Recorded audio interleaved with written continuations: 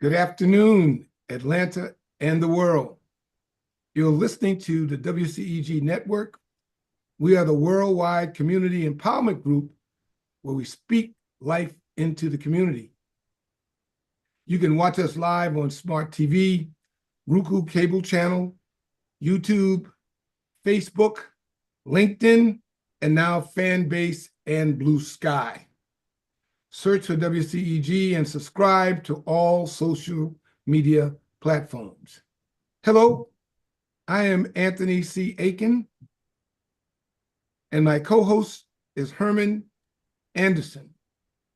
And for the next hour, you'll be listening to us on live Facebook and 12 podcast distribution platforms. Last but not least, we must give this disclaimer. The topics and opinions are those of the show host, and the guests are not WCEG Network personnel. Thank you very much for your continued support. And my brother Herman, hello, how are you doing? I'm doing great, my brother. For the audience, Anthony and I both Omega brothers. Hey! So hello, no. Everybody. I'm doing great.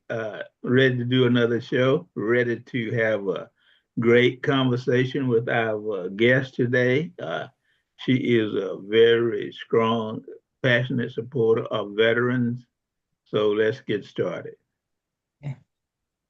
Today we got Judge Wanda L. Dallas. Judge, tell us a little bit.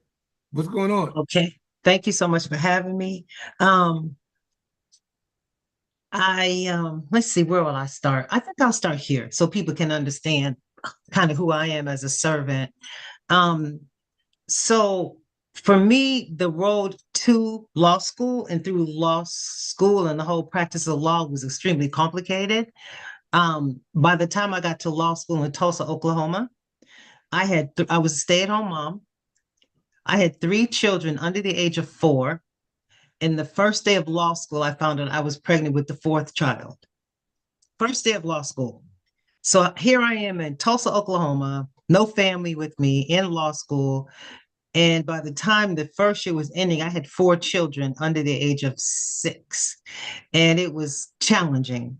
Where everyone else would just, study. I had to juggle motherhood and babies and a marriage and everything, and still try to get through law school. And the only thing that worked for me was prayer. I've got to say that. I prayed my way to law school. I prayed my way through law school, and I prayed my way through passing the bar, everything that came after that. And so I say all that because I want people to understand I've always been the person who looked at other people and would make a determination as to what they needed. So I always said that I was going to serve. Once I passed the bar and began practicing law, my spirit, my decision has always been just a servant. Because I was a mom who happened to go to law school, I never got too, haughty. I never thought it was about me. I always knew that there was something that I was supposed to do for other people. And that's how I positioned myself throughout the entirety of my time.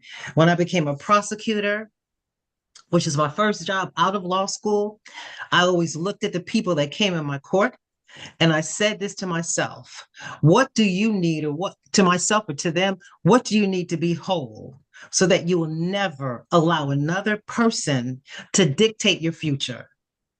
And that's been the foundation of what I do, has always been when I had to prosecute people, can I put a program in place? Can I put some type of something in place so that whatever happened, whatever life threw at you, we can help you heal so that you're not in this position to make these type of decisions again. And so that's how I've always practiced law. And that's why I tend to gravitate toward programs that allow people second chances and allow people access to accountability courts and those type of things. So that's kind of like the foundation of who I am. I'm simply a very determined person to make sure that I give my best to everyone who I come across. Let's talk about how we got together. And I I read your bio. I didn't know that you researched Savannah's court before we started Yes. ours. But Yes. tell us about Yeah. that. Yeah. Yeah. So, the thing about the Veterans Treatment Court, okay. So when I became a judge, I was a juvenile court judge first. I don't know if you know this, Mr. Anderson. I was a juvenile court judge before I was a magistrate court judge, and I just couldn't take that. All these children. Oh my! I even was at the point where I knew I had to leave. I wanted to bring children home. The children who may have gone through some trauma or didn't have family. I was trying to bring children home to my house. I was like, I don't know that that's really a wise decision. So when I began to cry about these children, I knew that it was too much because there was nothing I could do to really, really make a difference. And so then I kind of floated around a little bit and I ended up in Clayton County Magistrate Court. When I got to Clayton County Magistrate Court, I had a few people that came in my court. Now keep in mind, I've always wanted to heal.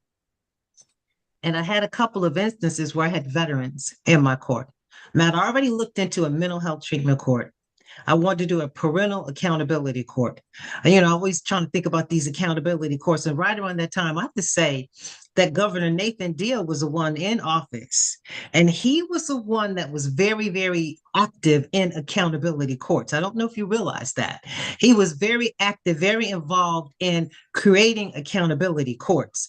And so the time period when I was in Clayton County on the magistrate court level, I saw veterans who would come to court, and I was like, hold on, this can't be who they are.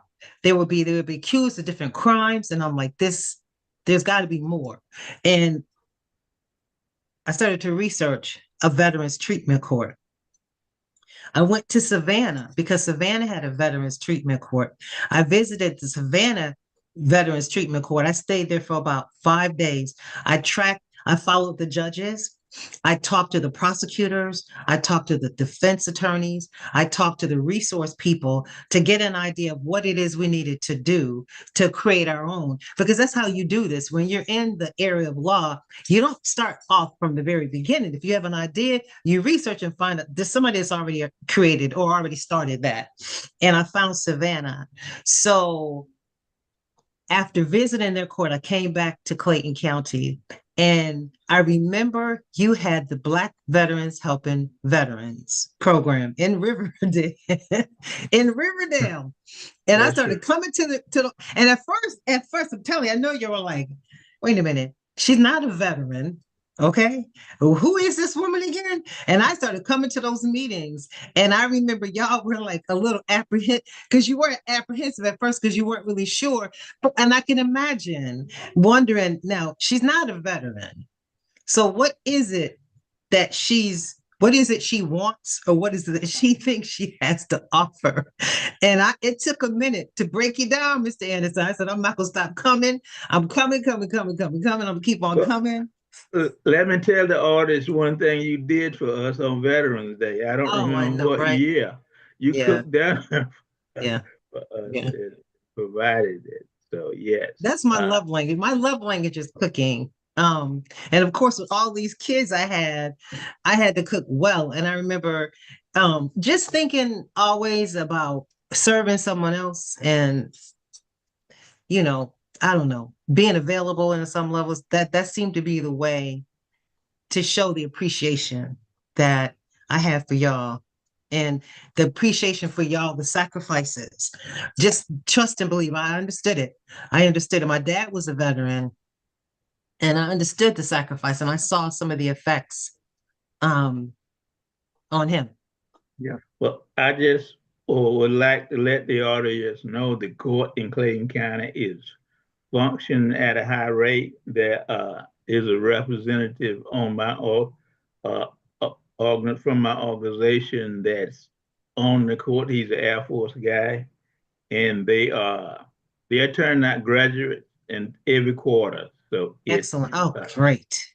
and we need to do a better job of catering it to the veterans and to everybody, but it's doing great. So I'm so glad to know that. Yeah. As a matter of fact, just to tie on to that, and reading your CV and your bio, you are a sort of an innovator of some of the things, and you can tell by the passion in which you delivered your message with the veteran courts. You're taking the initiative to go to Savannah and going out to Herman's group. That shows compassion and the desire to help. Thank you. I can imagine, and it's still a crawl inside of me that in January of 20, I think it was 2020 or 2018, a veteran in Texas was put to death. He had severe PTSD, and the court didn't know what was going on. They never had him evaluated. He had all kinds of issues from Vietnam. All of that came out after he was executed. And there's so many other documented cases of veterans, taking their lives, or families in distress because they didn't have a veterans court. And they didn't have an advocate like yourself. So it is so good that you have that spirit from a very young age, and to take it into the courtroom to help people and ask yourself the questions that you ask when you see someone, because you don't want to see them in your court again. Or what programs are out there to assist them. Right. Because a lot of veterans don't know, especially in that particular area, that there are programs out there to help. So I applaud you, like Herman and all of our listeners applaud you for the great things that you've done and will continue to do. Thank you. I mean, as we continue, I know you are also involved in a lot of things, and one thing that is your passion is still helping veterans, and you're on the board of Waypoint, and I also know Senator Brownlee. So how are things going in that direction? Okay. Great. And thank you. So the Waypoint is a sanctuary for veterans, and they had a facility in Griffin. That was the first one, Discovering Soldiers' Potential, DSP. The first facility was in Griffin, Georgia. And then Sandra Brownlee, who opened this particular facility, was able to go to LaGrange, Georgia. So the second facility is Discovering Soldiers' Potential 2. Waypoint is in LaGrange, Georgia. It's an amazing facility. The grand opening was May of 2024. I think it was an old state trooper building, but it's at, let me see, I'll get the address for y'all so you can have that, because I think it's important to know exactly where they are. I got so many papers right here. So it's on. Okay, let me find it. I'll get to it. I got like all the papers. Anyway, it is in LaGrange, Georgia. I'll say that. And the point of this particular Waypoint is to help with case management, benefits counseling services, employment resources and services, behavioral health treatment, readjustment counseling, which that seems to be huge, legal services, and remind me to talk about the legal services, financial counseling and coaching, education resources and services, housing and emergency services, and incarcerated veterans programs. And so what's happening now is that they're having a kind of like a fundraiser, and the address is 2573 Hamilton Road, and that's in LaGrange, Georgia. So they're accepting donations right now because they're trying to increase the impact and the reach of this particular program and resource. And it's not a program, I'll call it a resource, because Sandra Brownlee is all over LaGrange, Georgia, making contacts, having communications, establishing relationships, and having people almost like stir up the interest in veterans and veterans, the assistance as veterans that are needed. And in this particular building, there's even a place where veterans can be housed. And I think, I don't know, I'm not going to speak to her eventual actual vision is, but I'm sure it's to have a facility where there's housing for veterans that are homeless. And if you saw this building's amazing. She's got all of the branches of the military. She's got the uniforms from all the branches. She's got all of the medals and everything that's affiliated with every branch of the military, and it's quite impressive.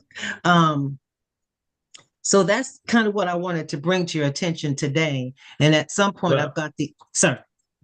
let's also talk about your legal services, because I know you still service veterans and you still send them to me too. Yes. So let me tell you what I'm doing. Um, I have a legal aid clinic. There's an office right there in LaGrange that I go to.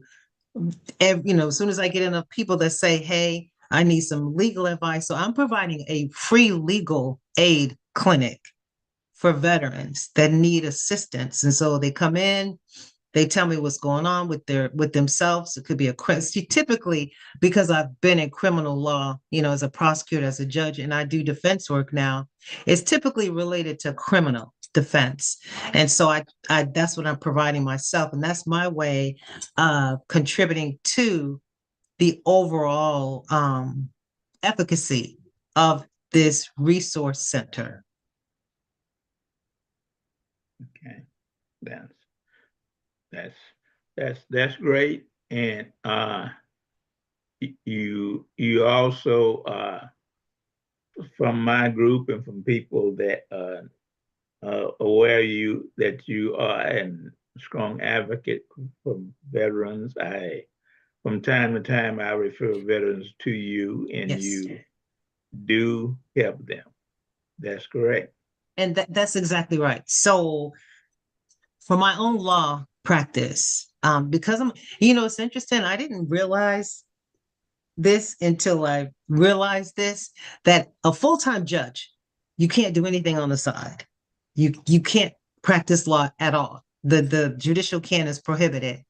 But a part-time judge, which is what I am now, I can have my own law practice. So I realized that you weigh it, there's a loss for full-time employment in terms of the benefits and things like that, but the gain for part-time employment is I can be more available to people. I can practice law. I can give legal advice, and so that's what's happening now. So I have the Dallas Law Group, which is my law firm, my own law firm, and I accept clients, and I do legal defense for criminal cases. It's just like on a case by case basis, but people are finding me, which is so interesting to me. People find me, and I think they're finding me by word of mouth. But I can certainly give you, I didn't give you my card. I can certainly give you the number to my law practice at some point. And maybe, as I give you the information to get in touch with the Waypoint in LaGrange, if you want to make a financial contribution, then I can give the same information at the same time. If you need an attorney on a private matter with my law practice, you can certainly call me there. Appreciate Sounds it. great. I'd like to flip the switch a little bit. And it's something that has been prominent since the inauguration. And that's DEI and how it affects not only federal employees, but veterans and their families. If you take a look at social media today, you'll see a number of big boxes that have eliminated the DEI requirement. I'm not going to call out the names, but they're out there. But that affects veterans and their families. How does the DEI affect a nonprofit like yours dealing with veterans and other nonprofit groups that were somewhat receiving federal funding to support veterans and their families worldwide? So when you say DEI, you're talking about diversion, equity, and inclusion. That is correct. You know, when you talk about diversion, equity, and inclusion, the Diversity. whole Diversity. diversity, right? Diversity. I said diversion, diversity, equity, and inclusion. The premise of this was to make sure that people that were underserved had some type of parity.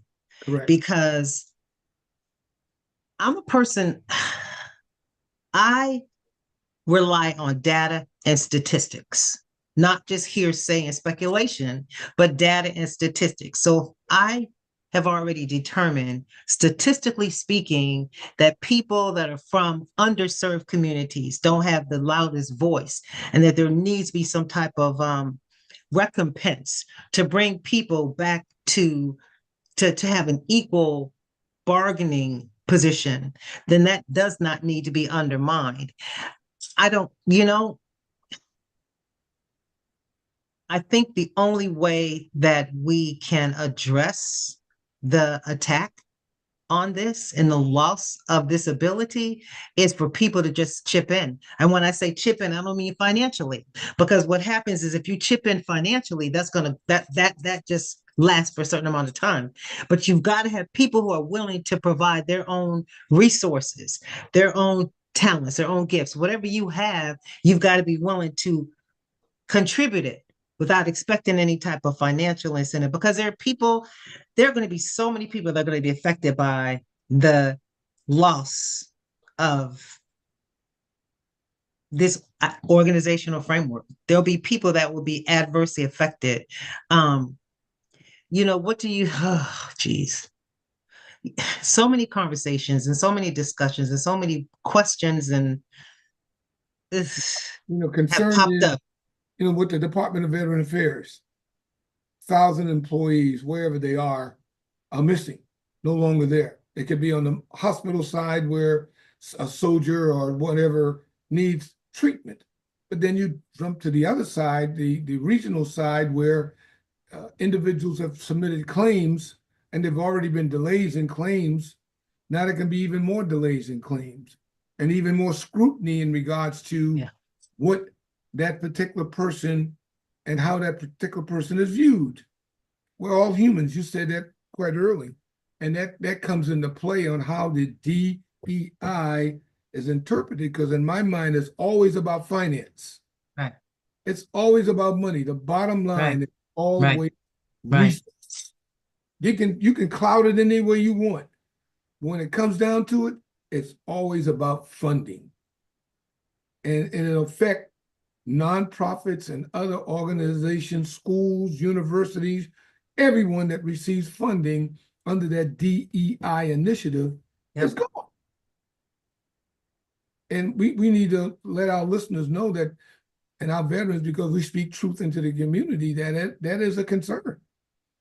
Well, it's definitely a concern, and it's happening at this time. I've had veterans, and we're only in February, that haven't gotten their checks are on hold, their claims are on hold. Basically, talking to some VSO people even at the Veteran Administration. I had one particular VSO that I talked to this week that's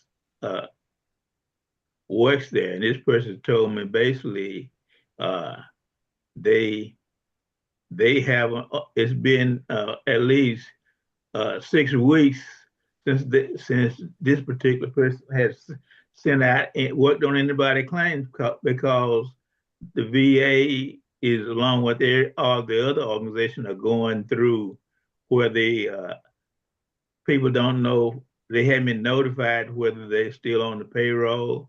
They want some of them to now start coming into office. So we are dealing with chaos. Right. And I'm sure, Judge Dallas, you may see some veterans come to your organization for help, to your law firm, because there'll be suits. And it's kind of ironic when you have the number one person in the executive branch says, sue me. I don't care. He doesn't matter. It doesn't matter to him and that administration. I need to be very careful here because it's my opinion. you just have to wonder on how people and organizations and veterans and everybody's going to be affected by these actions that occurred within 45 days of a new administration. And that makes programs like that we're promoting today, that makes these type of programs even more needed. So the whole point of Waypoint is to provide services, and that's why the funding, see, if we're in a position, and I say we collectively, if we're in a position where we can either give a service or a donation to a program that is affecting change and is providing perhaps a foundation for veterans who are being hit with losses, then we've got to give money to these programs to make sure that our brothers and sisters who need the help have a place to go to get the help. And that's why Waypoint is so important. I'm going to say something else to you. So I think Pepsi dropped their DEI chief. Okay. Did Coca-Cola? I'm not telling people what to do, but certainly you can boycott the companies, the agencies that you believe are not still making sure that everything is fair. Walmart dropped it. Target dropped it. I mean, so where do you go? Dollar Tree, I mean, but you just look at the companies that in the organizations that have dropped, the whole diversity, equity, and inclusion. Look at those who dropped their chiefs of these particular programs. All of a sudden, they decide that they want to reconfigure their agency and their organization. All right. So all we can do as a people is say, well, if one particular company is not advancing something that's important to the good of all of us, then why should we continue to spend money with them? I totally agree that we control our pockets and we should be able to control our urges, especially if you're going to be spending your dollars in a place that when you walk through the door, they really don't see you as you are. They see you as a person of color that they don't really care about. The only thing don't value. The only thing they value is your money. Is your green. That's it. Well, one thing also is to kind of put it in the wheel. In today's environment today is it also increases the homeless shelter. It also increases the need for food, and it's not 6 months down the road. It is today, and that's important that organizations, people that can afford to donate more and participate any way you can, whether it's providing resources or if you're capable physically to put in some time. We need all of that. Absolutely. Yep. Resources, services, time, talent. We need all of it. And we have to be collective in our efforts. There's no time to be divided and to be divisive. We've got to be collective in terms of how we address this, I don't even know, environment. Well, one concern, and I'm not sure if you two share, but I'm very keen on educating our younger population. Herman, you and I come from an era where we had people who stood out against social wrong. We had people making those statements. Sometimes I will stop a youth and ask them a question about something, and they don't have a clue what I'm talking about. It's not taught in schools, and that's going to be worse now. It's not mentioned in our churches, what needs to be done now. It's not mentioned too many in other social media groups where we can educate these young children that there was a road that was traveled to get to where you are today. Absolutely. And yet you don't understand that road, but you understand enough for bebop, or to wear your slacks below your knees, or young ladies that accept these young men that are not young men, but there are whatever you want to call them, whatever category. So it's going to be cognizant upon the Herman Andersons, the Judge Dallas, the Anthony Aiken, the Brenda Aikens, and all the folks that I know that are out there that could support the initiative that we need to train our children, we need to train our community, and we need to be vocal about this injustice. And if we don't, it's shame on us. It is, and we've been doing this show for a while. So you just led me into something that my organization is doing. We are partnering with the school in Clayton County, and it's short bit of information, and I'm just going to read it to the audience. And as I'm going to read a disclaimer first. The topics and opinion are those of the show hosts and guests, not WCEG Network. So what Veteran Helping Veterans is doing is we're educating partners with EW Oliver Elementary School in Riverdale this Saturday, which is tomorrow, February 2nd. We will be assisting Mrs. Gant with her STEM class, as the students will have opportunity to take part in the unboxing of a cutting-edge framing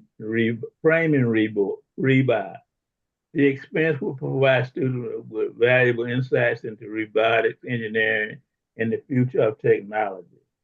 In addition, students will meet professionally in the STEM field to interact with school district personnel. As VHV's education partners, we will be working with the elementary school, and we signed the MOU to do that. Excellent. That's great. What is the That's school just again? What's the school? Say that again, Herman, you blanked out. E.W. Oliver Elementary School. Right, and that's in where, Fayetteville? Riverdale. Riverdale. Okay, great. And that's Riverdale. that's my area. I sit in Riverdale. Right, right. So how has it been for you with that transition from a full-time judge to a part-time where you now have a practice? Do you see different types of cases, or are they all about the same? So wow. What's interesting is I have sat on every level of state court bench. I was juvenile court judge for Fulton County. I was probate court judge for Fulton County. I sat as a superior court judge for Fulton County, handling preliminary hearings, which are, evidence that present in front of the judge to determine whether or not there was probable cause to go forward with someone being charged with something. I sat in magistrate court judge. And so now I'm a municipal court judge. So I sit in the city of Riverdale. I'm the chief judge in the city of Riverdale. I sit for the city of South Fulton as needed. I sit for the city of East Point as needed. And I sit for DeKalb County State Court as needed. The difference is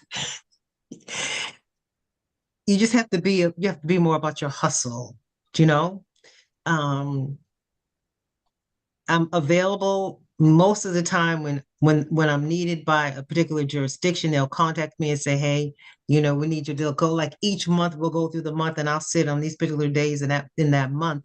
And the difference again, Mr. Aiken, is that it gives me the freedom to do other things. It gives me the ability, autonomy would be a good word. It gives me the autonomy to have a law practice and to be able to represent people. And I've been practicing law for over 30 years here in the state of Georgia. And when I tell you, I know everybody, I didn't realize how many people I knew until I go to court. And I'll say this to you, I taught law at Georgia State College of Law, Georgia State University College of Law for 10 years. So what's happening now is the students that I taught law, they're like, you were my law professor, an adjunct professor. I see them, they're all over the place. They're prosecutors, they're judges. So it's like when I go in court with my clients, I'm like, we're gonna be okay. Because, as a former prosecutor, especially as a former prosecutor, I know I know how prosecutors think in terms of what the case, what they need to present their case. And because I know how prosecutors think, I know how I should represent my client to do the best. And so I have my clients doing all kinds of things. You're not just gonna, no, no, no, no, no. You're not gonna have me represent you, and I'm running all over the place. Oh, you're gonna be busy. You're gonna be busy. Clients, they're gonna be doing this, and this. Because when we go to court, I'm gonna have this document, and you're gonna have done this class, this course, whatever, whatever. Because when I go into court, I know what I'm looking for as a judge. I'm looking for someone who's accepted responsibility. You understand me? Totally. I'm looking for someone who's saying, I realize what happened and how I might have misstepped. And I don't really know what I have to do to get it together, but I'm willing to do what I have to do to get it together. So when we go in front of a judge, I got all of what we need. Because listen to me, as a judge, the main thing that you do not want is a person to come in front of you and to leave you and go commit another crime. You hear me? So you need to convince me as a judge that this will never happen again. And why will it not happen again? Because you're taking steps to make sure that you address whatever happened to cause you to come in the court in the first place. And that's how I look at this. So now the part-time judgeship because I'll go wherever I need to be. I like that too. Because I just like to be able to move around, and the political stuff that may come with a full-time judgeship is not the same as with the part-time judgeship. And that's real talk. And that's good talk. Because when someone walks into your courtroom, they really don't know, looking at you, what you're bringing to the table. They're not seeing a lady or a female that has gone through all of the steps like you just stated, and seen the variety of cases that you've done to render a competent decision. And I've been in court with my wife on a couple of incidences where individuals or the opposing group were not prepared. They weren't prepared. Not a good feeling. And that's not a good feeling. Or the plaintiff side comes in very arrogant, but the judge is astute enough to say, you know what, you've been here before, and I understand what you got to do, and it's not going to be favorable for you.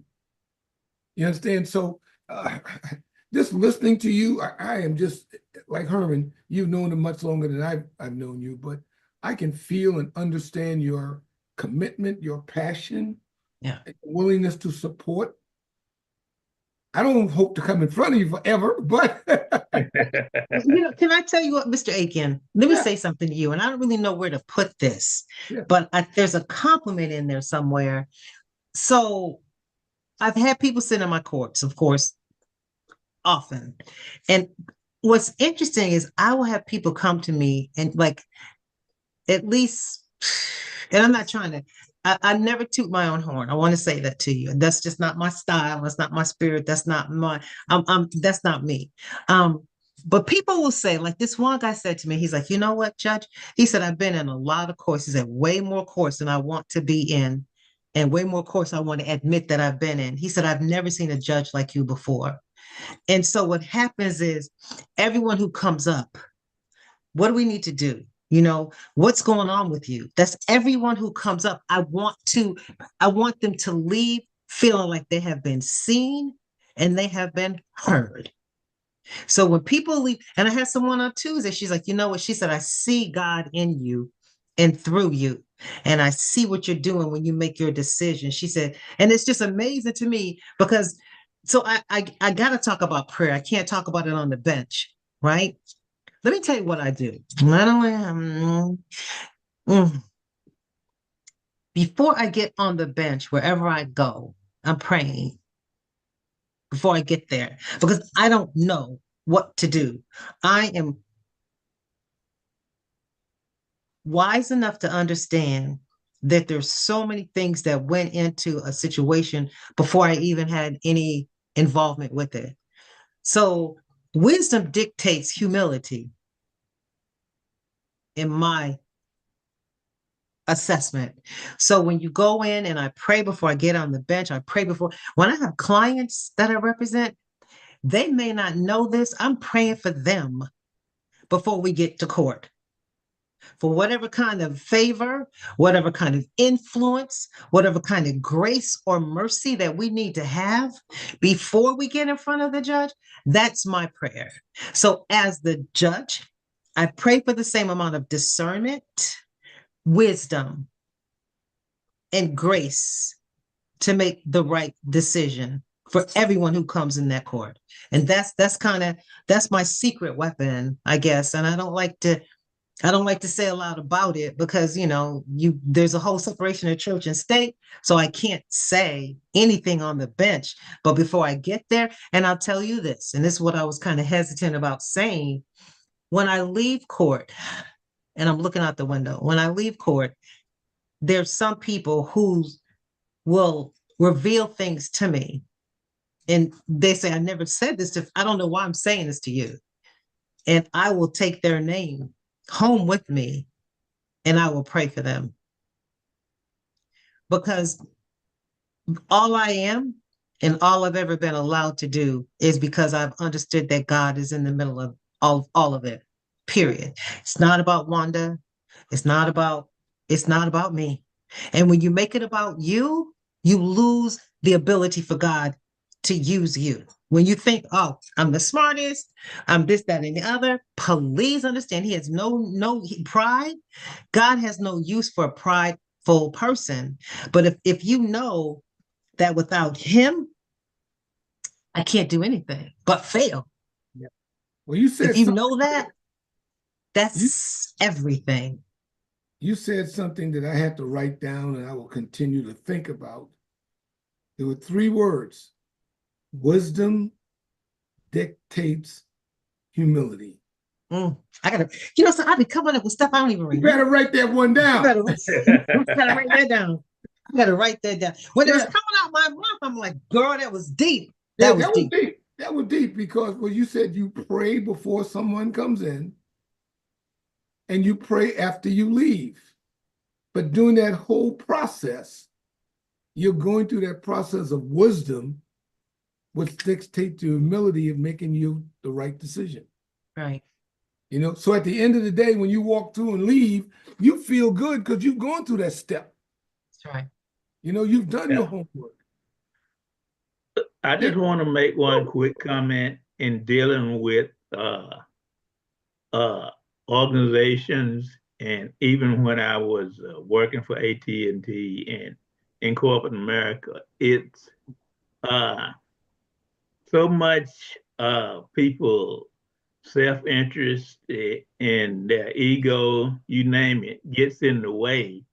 And just listening to Judge Dallas, it's like a dream. I wish the organization in the world could function without all the other interference and as you say, we have to keep church and state separate.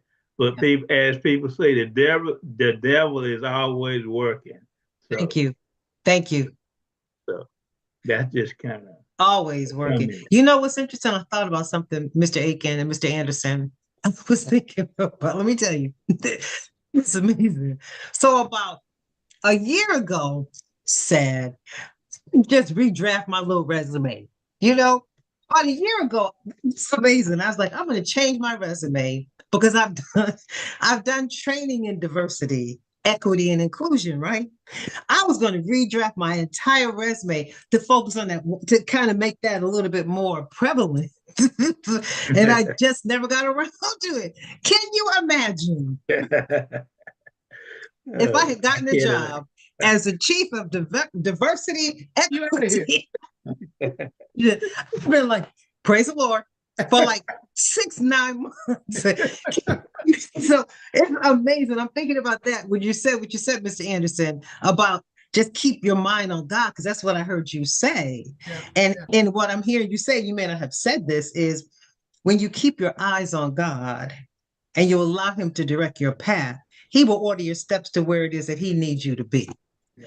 And so I just never got around to recrafting and redrafting my resume and getting that job at Pepsi-Cola as their chief of diversity, equity, and inclusion. I've been keep it out, But one other thing, out of all of that you stated, I picked up 2 other words. Oh, Well, 3. No, Oh. let me see 4. Forget the outside noise. Mm. Forget the outside noise. Yes. Focus on what you know and what you Yes. do, and believe in what you can do.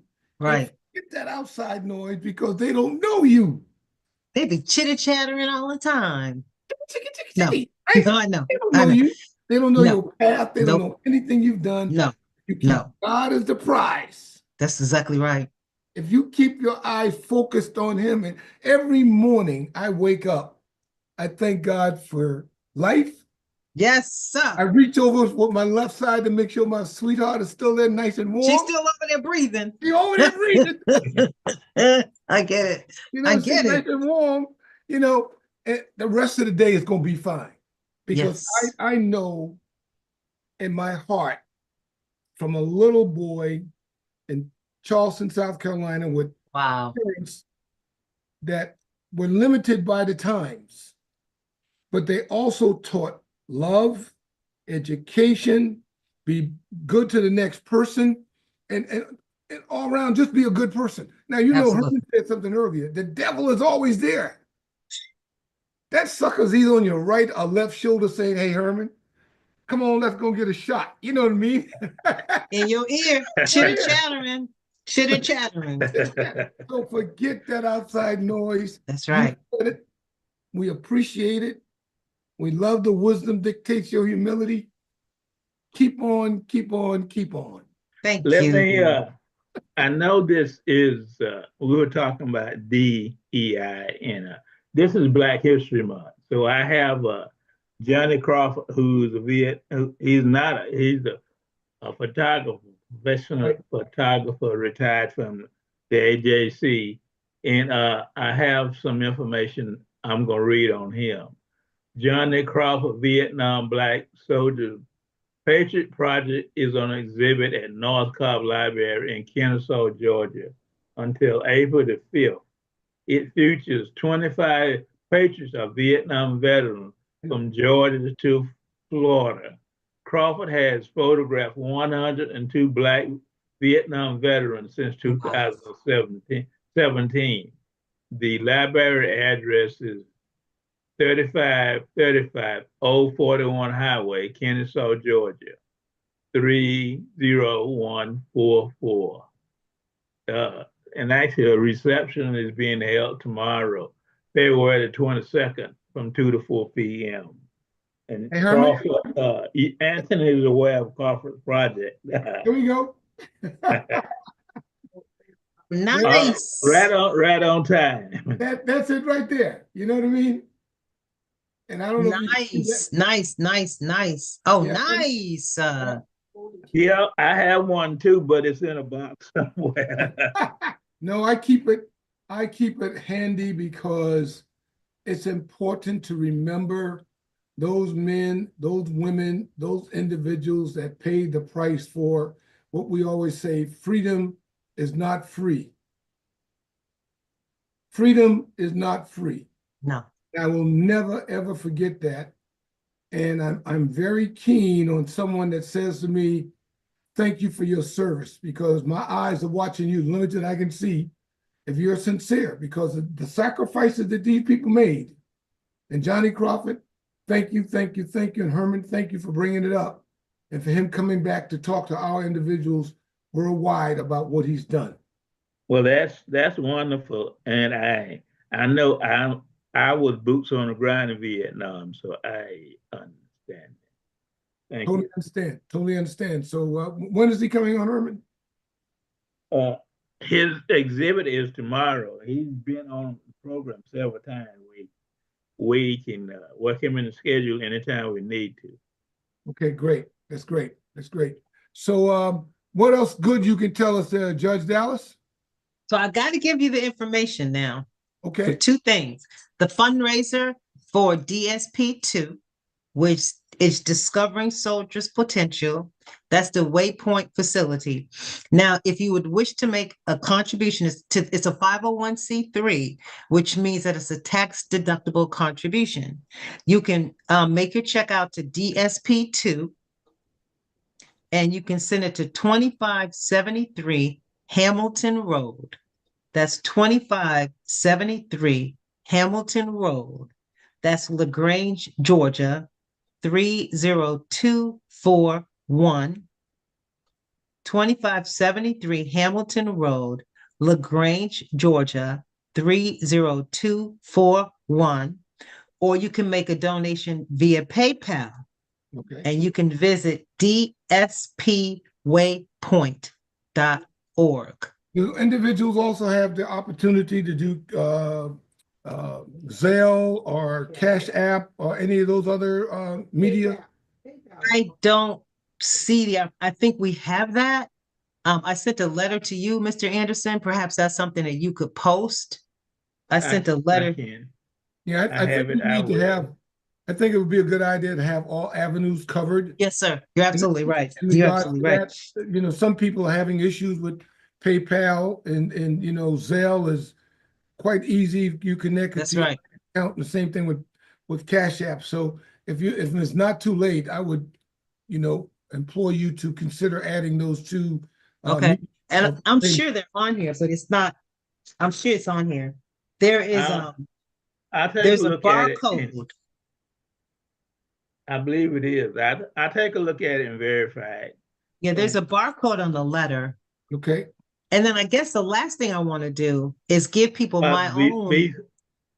Let me just add to Brian Lee's work. I mean, she actually she's been in business not quite as long as I have, but quite a while. Yes. And she takes volunteers. She does claims. She and I kind of know her business. So veterans do go down there and volunteer. And if you also looking for VSOs, as I recommend, that's one of your options. It's basically I'm sending her business, but it comes with the territory. Okay. It's So okay. there's employment counseling, homelessness, legal services, which is what I'm giving, financial counseling. I guess what is considered is readjustment counseling. Readjustment counseling. That's got to be. So what I need to say, Mr. Aiken and Mr. Anderson, I tell Mr. Anderson this all the time, but I'm going to say to both of you gentlemen, thank you so much for your service. I started to lead with that as soon as we started this, our meeting. I'll call it a meeting, not an interview. I started to lead with that because I can't imagine what it took and what you gave and what you sacrificed for a country that didn't always give and sacrifice for you, So there are so many people who want to say thank you. There's so many people who are grateful to you for the freedom that we sometimes take for granted that you fought to protect.